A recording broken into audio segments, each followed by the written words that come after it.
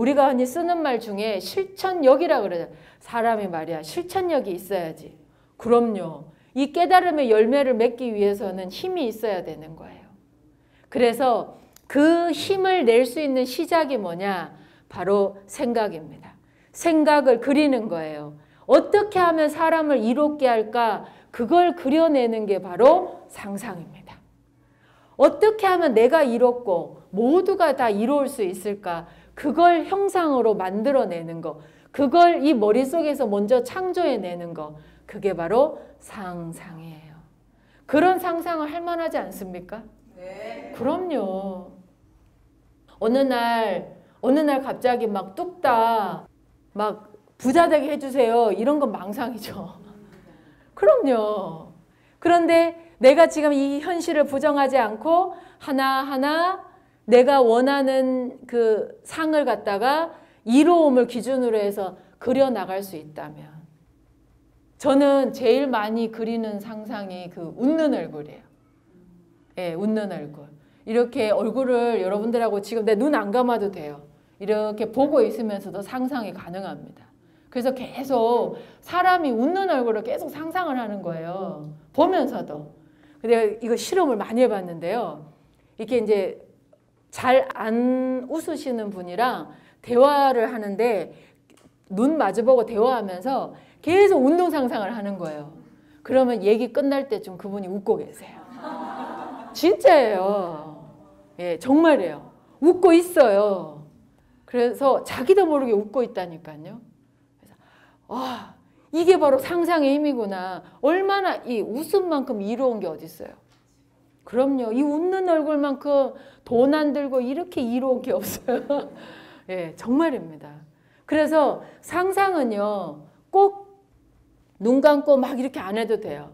이렇게 쳐다보면서도 충분히 가능합니다. 쳐다보면서도. 예를 들면 우리 그 국조정 가까이에 식당이 하나 있는데, 그 식당에 이제 그 할머니가, 이제 주인 할머니가 계세요. 이제 나이가 많으세요. 아마 80 넘으셨을 거예요. 굉장히 나이가 많으시다 보니까 너무 얼마나 무릎을 많이 쓰셨겠어요. 그래서 무릎에 손을 이렇게 얹었는데 정말 나무 토막처럼 딱딱하더라고요. 이렇게 왜 관절이 이렇게, 예, 이렇게 딱딱하더라고요. 그래서 거기를 이렇게 제가 막 쓸어드리면서 상상을 막 했어요.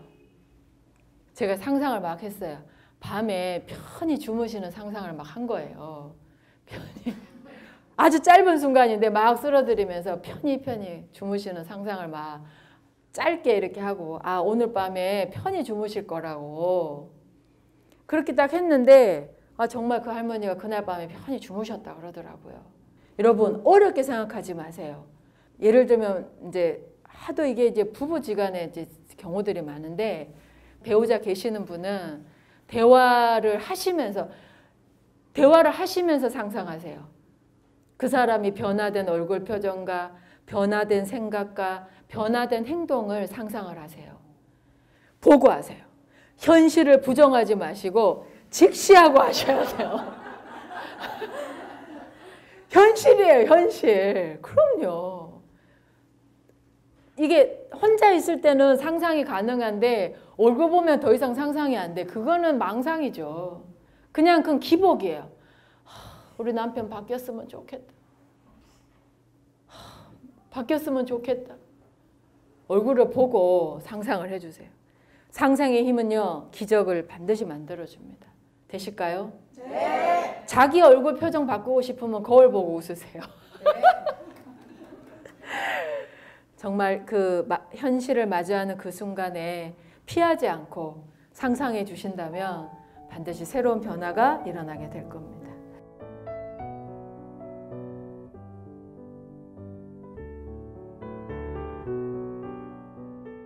여러분들은 이렇게 인생을 살아가면서 무엇에 대한 믿음이 가장 크십니까? 어떤 것에 대한 믿음이 크세요?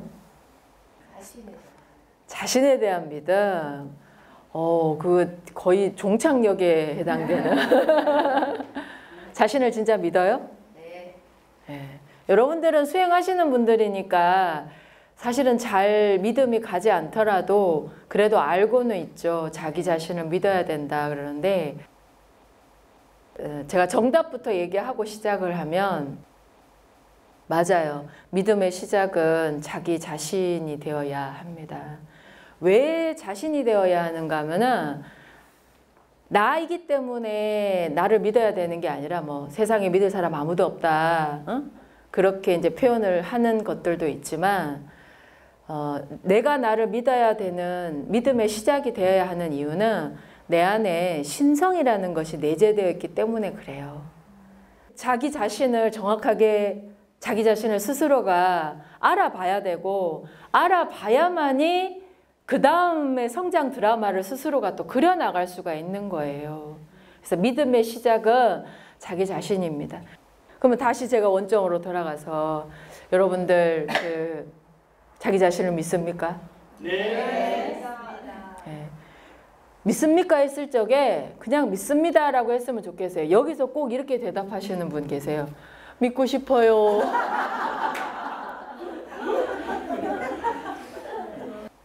이 말은 곧 뭐냐면은 믿고 싶은데 지금은 안 믿고 싶다라는 말하고 사실은 똑같아요. 지금은 안 믿고 싶고 내가 나중에 마음 나면 믿을게요. 그 말을 확 줄여가지고 믿고 싶어요. 그러니까 그 말은 결국 지금은 못 믿겠다라는 거하고 똑같은 거예요. 그렇잖아요. 지금은 못 믿는데 언젠가는 믿겠지. 그 말이랑 다를 게 뭐가 있겠습니까? 그러니까 믿고 싶다라고 하잖아요. 근데 딱 단정적으로 표현을 하는 거예요. 자기 자신을 믿냐? 믿는다. 이제 누군가가 나를 믿어주는 것도 나한테 정말 큰 힘이 되지만 내가 나를 믿는다면, 내가 나를 믿을 수 있다면 그게 얼마나 큰 힘이 될까?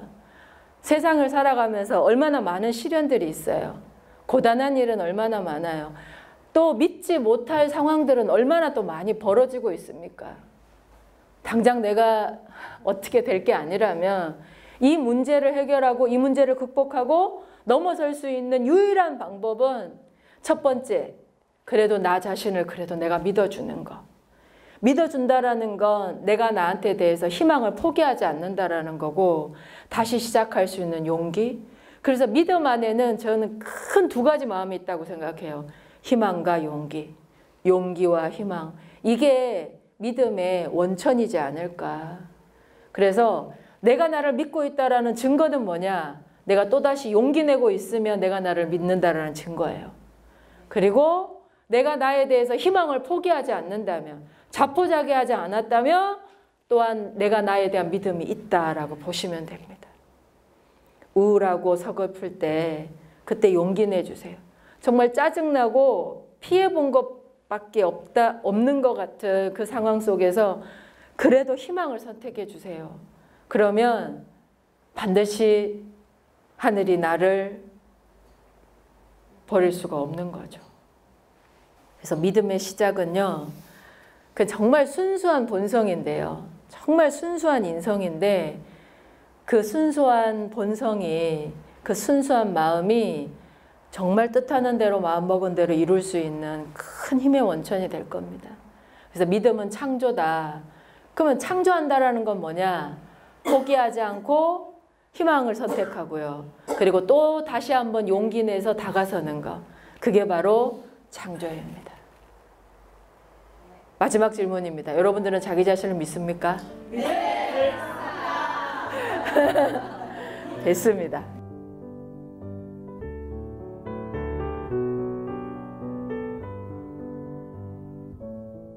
명상을 사전적인 용어로 보면 어두울 명에 그다음에 생각 상자를 써서 명상이라고 합니다.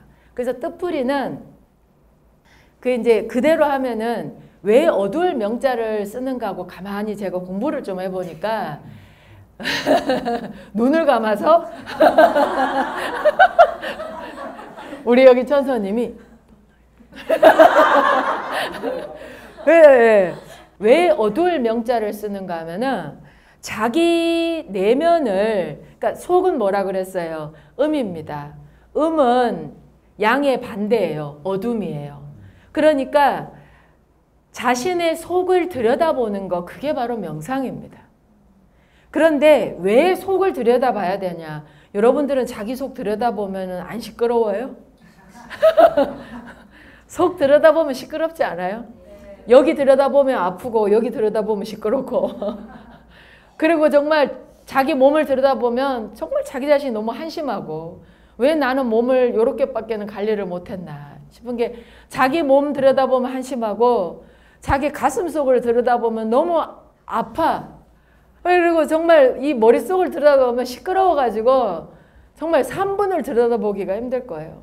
그래도 우리가 이제 수행이라는 이 수행을 하게 되면은 일단은 정말 기운이 위에서 아래로 내려갑니다.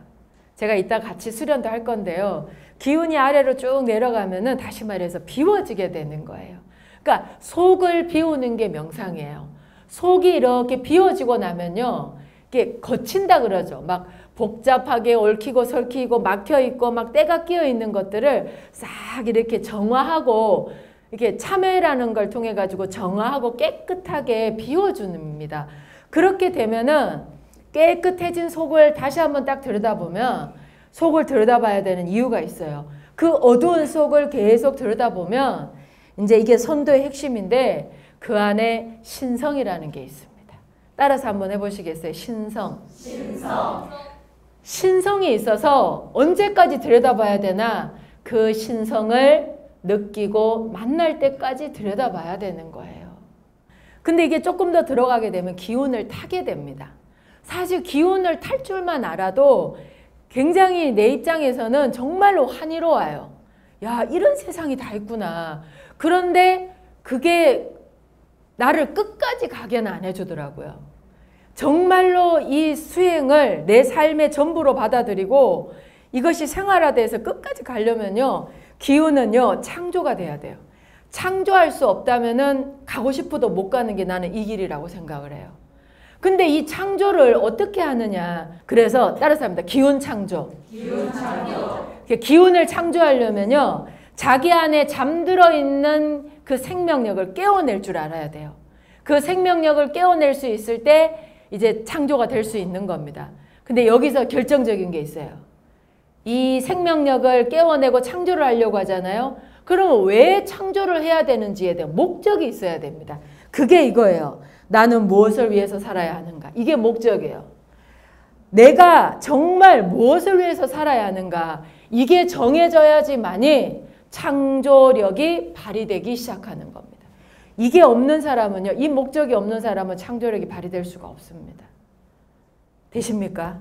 그래서 여러분들은 수행하시는 분들이니까 이 질문을 해주세요. 자기가 자기한테 난 정말 무엇을 위해서 살아야 하는가?